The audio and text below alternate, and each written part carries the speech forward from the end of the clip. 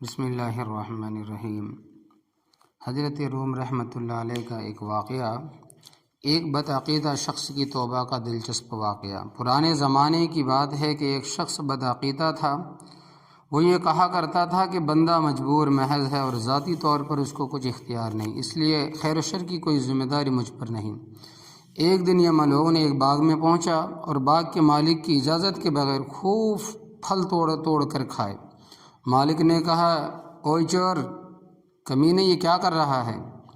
اس نے اپنے برے عقیدے کے مطابق جواب دیا کہ یہ باغ اللہ تبارک و تعالیٰ کا ہے اور میں اللہ کا بندہ ہوں اور اللہ کی عطا اور نعمتوں سے کھا رہا ہوں، تو بھئی کون سا گناہ ہے؟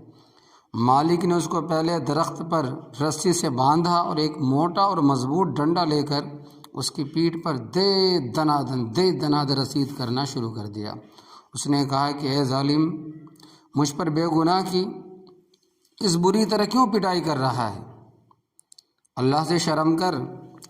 باغ کے مالک نے چھوڑتے ہی جواب دیا کہ یہ ڈنڈا بھی بیٹا اللہ کا ہے اور میں بھی اللہ کا بندہ ہوں۔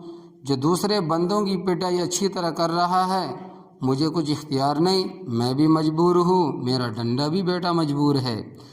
دراصل یہ سب اللہ تبارک و تعالیٰ کر رہا ہے۔ اس نے بڑی منت سماجت کرتے ہوئے کہا کہ اس برے عقیدے سے میں پکی سچی توبہ کرتا ہوں۔ بے شک اختیار ہے، بندہ مجبور نہیں ہے۔